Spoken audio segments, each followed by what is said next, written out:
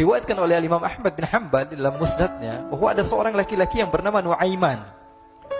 Ini Nuaiman di kehidupan Rasul sallallahu alaihi wasallam ada orang yang seperti itu gitu. Orang yang sering minum minuman keras. Rasul sallallahu alaihi wasallam marah, murka. Rasulullah kalau yang berhubungan dengan Rasulullah tidak marah. Tapi kalau sudah berhubungan dengan agama, Rasul sallallahu alaihi wasallam adalah orang yang paling marah, orang yang paling istiqamah dalam kebenaran. Maka Rasulullah panggil Nuaiman, apa yang kau lakukan? Dia katakan, aku minum minuman keras ya Rasulullah. Rasulullah cambuk dia. Kemudian dia bertobat kepada Allah. Kemudian ketahuan lagi minum. Kemudian dicambuk lagi oleh Rasulullah sallallahu alaihi wasallam, sehingga sebagian sahabat memukul dia dengan pukulan yang banyak. Sehingga apa yang berlaku? Sebagian sahabat mengatakan, la'natullahi ala Nuaiman. Semoga Allah melaknat Nuaiman. Dia mempermainkan Rasulullah. Dia bilang sudah mau taubat tapi minum lagi. Dia bilang sudah mau taubat tapi minum lagi. Maka Rasulullah SAW mengatakan, la tal'anuh fa innahu yuhibbullah wa rasulah. Kata Rasulullah, jangan kamu laknat Nuaiman, karena dia itu cinta sama Allah, cinta sama Rasulnya. Dalam riwayat dia dicintai Allah dan dicintai oleh Rasulnya Muhammad sallallahu alaihi wasallam. Ibn Majah menceritakan bahwa Nuaiman ini pernah suatu waktu diajak oleh Sayyidina Abu Bakar pergi ke negeri Syam. Negeri Syam itu di mana? Seperti yang diceritakan tadi, antara daerah Suriah, Lebanon, Yordania, kemudian Palestina. Daerah seperti itu.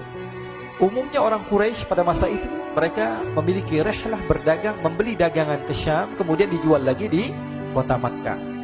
Ketika itu Rasulullah SAW didatangi Abu Bakar. Sayyidina Abu Bakar mengatakan kepada Rasulullah, ya Rasulullah, saya mau izin ya Rasulullah. Mau apa? Saya mau ajak dua sahabat kamu ini ikut berdagang ya Rasulullah. Siapa kata Rasul? Nuaiman. Kata Rasulullah, Nuaiman kamu mau ajak? Mau ngapain? Biar seru-seruan aja ya Rasulullah. Kata Rasulullah, ya sudah, saya izinkan kamu bawa Nuaiman. Ketika itu Sayyidina Abu Bakar membawa Nuaiman sama satu sahabat namanya Suwaibid ibn Harmalah. Siapa namanya? Suwaibid ibn Harmalah. Ini sahabat Rasulullah SAW yang memiliki sifat yang berbeda-beda. Kalau Nuaiman ini aneh. Pernah Rasulullah SAW dibawain makanan banyak, dikasih Rasulullah, dikasih sahabat semua. Semuanya sudah makan, tiba-tiba si Nuaiman ini, sahabat Nabi Nuaiman mengatakan kepada Rasulullah, ya Rasulullah, ini yang penjualnya, tolong kau yang bayar ya Rasulullah. Makanan udah habis. Makanan udah habis. Rasulullah SAW bingung, saya yang bayar. Akhirnya Rasulullah katakan kepada sahabat, ayo keluarkan uang, kita patungan, kita bayar. Rasulullah aja dimainin, apalagi kita orang. Sallu ala Nabi Muhammad. Nuaiman diajak Sayyidina Abu Bakar. Kata Rasulullah SAW, benar kamu mau ajak Nuaiman? Iya ya Rasulullah. Diajaklah. Diceritakan dalam riwayat Ibn Majah, diceritakan juga dalam Siyar A'lam An-Nubala, diceritakan juga dalam Musnadnya Imam Ahmad bin Hanbal, dalam riwayat Imam Ahmad bin Hanbal. Maka diceritakan Nuaiman diajak oleh Sayyidina Abu Bakar. Sesampainya di negeri Syam, semua dibagi tugas. Fulan bin Fulan kerjaannya ini, Fulan bin Fulan kerjaannya ini. Semua memiliki kerjaan. Nuaiman tanya, wahai Abu Bakar, kerjaannya saya apa wahai Abu Bakar? Kata Sayyidina Abu Bakar, kamu mau ngapain terserah kamu wahai Nabi. Yang penting kamu ikut saya kan. Kemudian satu di antara mereka namanya Suwaibid ibn Harmalah. Ditanya oleh Sayyidina Abu Bakar, wahai Suwaibid, kamu mau kerjaan apa? Kata Suwaibid, terserah kamu wahai Abu Bakar. Kata Sayyidina Abu Bakar, kamu menjaga makanan, karena saya tahu kamu ini adalah orang yang senantiasa menjaga amanah. Suwaibid ini kalau disuruh maju dia maju, disuruh mundur dia mundur, disuruh ke kanan dia ke kanan, disuruh ke kiri dia ke kiri. Orang yang ikut aja. Kalau Nuaiman beda, disuruh maju dia ke belakang, kasih sen kanan ke kiri belok. Nuaiman itu orang yang berbeda. Maka Suwaibid mendapatkan tugas, semua mendapatkan tugas kecuali Nuaiman. Sehingga ikhwani, apa yang berlaku, apa yang terjadi? Sayyidina Abu Bakar pergi sibuk dengan kesibukannya, sehingga datanglah waktu siang. Nuaiman sudah lapar. Nuaiman cari makanan. Dia nggak punya uang, diajak Sayyidina Abu Bakar tapi tidak diberikan uang.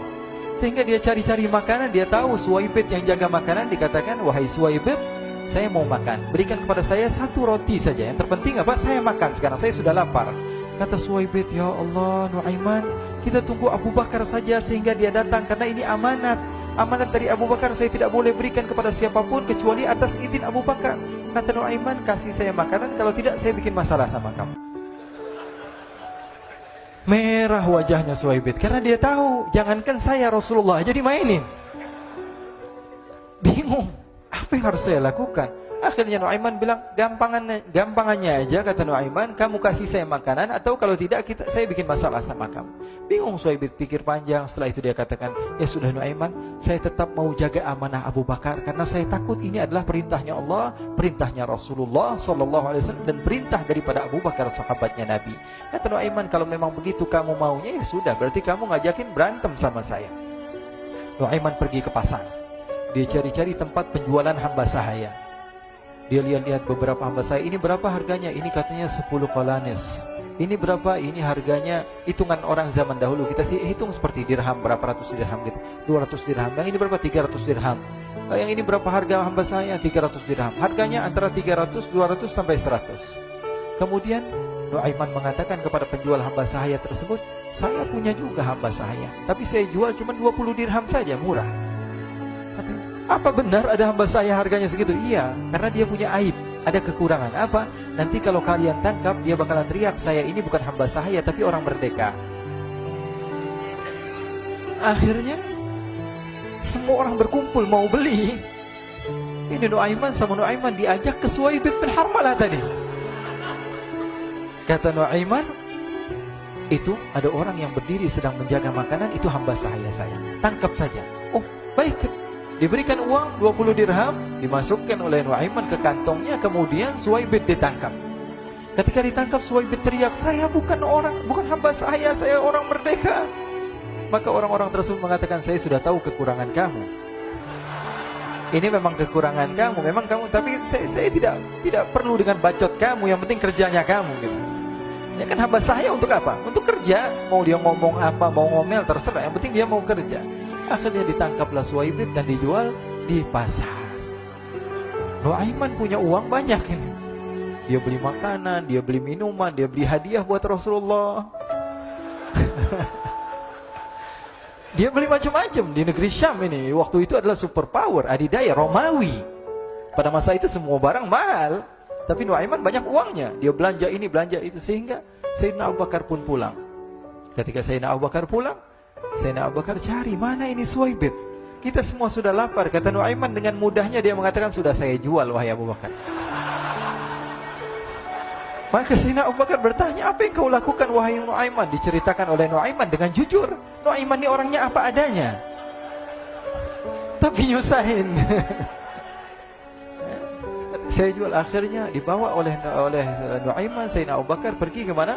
Ke pasar. Lalu dibeli lagi oleh Sayyidina Abu Bakar As-Siddiq, Suhaib yang tadinya orang merdeka menjadi hamba sahaya sebentar, kemudian dibeli lagi oleh Sayyidina Abu Bakar. Pulang ke Madinah, kisah ini diceritakan di hadapan Rasulullah SAW. Maka perawi mengatakan, fadhahikan nabiyyu hatta badat nawajiduhu. Ketika diceritakan kisah Nuaiman tersebut dengan Suhaib, Rasulullah tertawa sejadi-jadinya sehingga gigi geraham Rasulullah SAW nampak di wajah mata para sahabat. Sehingga perawi lain mengatakan, 1 tahun berlalu Rasulullah setiap ada tamu yang datang pada Rasulullah akan ceritakan kisah Nuaiman menjual Suhaib tersebut. Jadi ada ikhwani, jangan kalian kira Rasulullah SAW itu hidup di satu masa sahabat-sahabatnya itu seperti ustadz-ustadz yang khusyuk, yang kayak Habib bin Anis ini banyak. Bahkan ikhwani, mungkin di akhir karena masanya sudah habis, pernah suatu waktu Rasulullah SAW didatangi asyraf, delegasi dari beberapa negara yang ingin mengenal apa itu agama Islam. Sehingga mereka datang ke rumah Rasulullah SAW membawa unta, kendaraan yang ketika itu kendaraan yang paling mahal mereka miliki. Itu untanya yang paling mewah. Diikat di depan rumah Rasulullah SAW. Tamunya pun masuk, duduk bersama Rasulullah SAW. Di depan rumah Rasulullah SAW ada beberapa sahabat. Ada Sayyiduna Hamzah. Kalian tahu Sayyidina Hamzah adalah orang yang pemberani. Ada Sayyiduna Umar. Kalian tahu Sayyidina Umar adalah orang yang pemberani. Ada Sayyiduna Ali bin Abi Thalib. Ada Sayyiduna Sa'ad bin Abi Waqqas. 4 sahabat ini lagi nongkrong gitu depan rumahnya Rasulullah SAW, berjaga sebelum Allah Subhanahu wa taala turunkan ayat wallahu ya'simuka minan nas. Ketika mereka sedang asyik duduk, tiba-tiba Nuaiman datang. Ini Nuaiman kalau datang pasti bikin sesuatu yang aneh. Bahkan dikatakan tidaklah Rasulullah SAW dalam keadaan bersedih, kecuali Nuaiman datang Rasulullah akan tersenyum. Jadi sebagian sahabat itu senang kalau sudah Nuaiman datang, pasti Rasulullah bahagia. Tapi ketika itu Nuaiman datang, ingin duduk bareng-bareng Sayyidina Hamzah. Sayyidina Hamzah katakan kepada Nuaiman, bercanda begitu. Nuaiman, kamu lihat unta orang datang dari luar Arab ini. Lihat, kata Nuaiman, ini besar banget ini, badannya besar gitu. Dagingnya pasti banyak. Iya, ini kalau kita sate enak nih ntar malam. Kata Nuaiman. Kata Sayyidina Hamzah, apakah kamu berani? Kata Nuaiman, saya berani aja asal kalian gak bilang sama Rasulullah. Kata Sayyidina Hamzah, benar wahai Nuaiman, benar kan? Akhirnya Sayyidina Hamzah lupa masalah itu, cuma bercanda-bercanda saja. Sayyidina Hamzah lagi asik sama Sayyidina Umar, Sayyidina Ali. Tiba-tiba apa? Ternyata ketika dia melihat unta tersebut sudah pisah antara kepala sama badannya. Nuaiman mengatakan, wahai Hamzah, ini unta saya sudah potong, saya mau pergi sebentar. Kalau Rasulullah cari saya, tolong jangan beritahu di mana saya. Nanti kalau keadaan sudah aman, mari kita nyate bareng-barengan. Ini ada yang seperti itu di zaman Rasulullah SAW. Maka dia pun berlari dan berlari mencari satu tempat supaya Rasulullah SAW dia selamat daripada Rasulullah SAW. Sehingga Sayyidina Hamzah bingung, ini kalau Rasulullah keluar gimana? Ada Hamzah Asadullah, ada Ali bin Abi Thalib, ada Umar, gak bisa jaga kendaraannya tamunya Rasulullah SAW. Akhirnya benar apa yang terjadi, ikhwani. Rasulullah SAW tamunya mau pulang. Ketika dia buka pintu tamu melihat apa? Untanya sudah begitu. Mereka teriak, wa naqata, unta kami wahai Muhammad. Baru mau kenal Islam, unta kami, kendaraan kami sudah dibuang. Rasulullah SAW lihat Sayyidina Hamzah, lihat Sayyidina Ali. Mereka gak bisa ngomong, mereka hanya bilang apa? Nuaiman ya Rasulullah. Rasulullah perintahkan Sayyidina Umar, wahai Umar, sekarang kamu ambil uang, kemudian kamu gantikan, kemudian kamu berikan 2 kali lipat daripada harta unta ini, sehingga apa? Agama Islam tidak didengar dengan sesuatu yang tidak baik di luar sana. Akhirnya diberikan harta, diberikan unta yang baru dan diberikan harta yang lebih untuk orang tersebut, sehingga orang tersebut tidak menjelek-jelekan agama Islam. Kata Rasulullah SAW, dan sekarang waktunya kita balas dendam sama Nuaiman. Nuaiman ternyata berlari tempat yang jauh sampai hampir keluar dari kota Madinah. Dia dapatkan seorang sahabat Nabi yang hadir juga dalam peperangan Badar, namanya Al-Miqdad bin Al-Aswad. Siapa namanya? Al-Miqdad bin Al-Aswad ketika itu sedang menggali sumur. Ketika sedang menggali sumur, Nuaiman datang. Nuaiman katakan kepada Miqdad, wahai Miqdad, wahai sahabat Rasul, kamu orang yang hadir dalam peperangan Badar, kamu adalah orang yang hebat. Dipuji-puji sama Nuaiman. Ada maunya ini. Akhirnya dia bilang, wahai Miqdad, tolong saya. Kenapa wahai Nuaiman? Kamu ini kekasihnya Rasulullah, orang yang disayang sama Rasulullah. Kenapa? Saya ini sedang dikejar-kejar orang jahat. Tolong selamatkan saya. Saya pengen masuk ke dalam sumur, boleh atau tidak? Kata Miqdad, siapa yang mengejar kamu? Pokoknya saya dikejar sama orang-orang. Kamu mau atau tidak selamatkan saya? Ya sudah, selagi kamu itu adalah sahabat Nabi, silahkan kamu masuk. Masuk akhirnya Nuaiman ke dalam sumur tersebut. Lalu Nuaiman mengatakan, wahai Miqdad, dia keluar lagi. Nanti kalau ada yang cari saya, tolong jangan beritahu saya di dalam sumur ya. Kata Miqdad, baiklah. Kata Nuaiman, siapapun yang bertanya tentang saya, kamu tidak akan kasih tahu. Iya, kan? Walaupun Rasulullah yang tanya saya. Katanya, enggak mungkin Rasulullah datang ke tempat sejauh ini. Iya, walaupun Rasulullah. Akhirnya masuk Nuaiman. Setelah beberapa menit Rasulullah dan rombongan benar datang. Miqdad bingung ini. Ini kenapa Rasulullah datang ke RW kami ini? Ada apa yang Rasulullah sampai sejauh ini? Ditanya, ya Rasulullah, ada apa ya Rasulullah? Kata Rasulullah, saya cari Nuaiman. Di mana Nuaiman?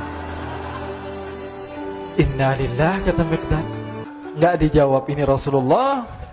Kalau dijawab saya ingkar janji. Akhirnya apa dia katakan? Wahai Rasulullah, mata saya tidak memandang kepada Nuaiman, tapi tangannya nunjuk ke dalam sumur. Sahabat. Apa dia bilang? Mata saya tidak melihat kepada Nuaiman, tapi tangannya nunjuk ke sumur. Akhirnya dibuka sama Rasulullah, Nuaiman muncul. Kata Rasulullah, Nuaiman, kamu bikin malu saya, wahai Nuaiman. Ya Rasulullah, yang bersalah bukan saya, tapi orang yang mencari saya bersama kamu, ya Rasulullah. Akhirnya Rasulullah nengok, siapa? Ternyata Nuaiman sudah lari kabur. Sallu ala Nabi Muhammad. Kisah-kisah seperti ini sebenarnya banyak sekali, ya. Ini menunjukkan kepada kita bahwa kehidupan Rasulullah itu begitu indah. Rasulullah SAW, kalau kamu mau menjadi orang yang baik, contoh Rasulullah. Mau menjadi bapak yang baik, contoh Rasulullah. Mau menjadi pemimpin peperangan yang baik, Rasulullah. Mau menjadi murid yang terbaik, contoh Rasulullah. Bagaimana akhlak Rasulullah. Mau menjadi suami yang baik, contoh Rasulullah. Dalam segala hal, apapun itu Rasulullah SAW adalah makhluk yang paling terbaik.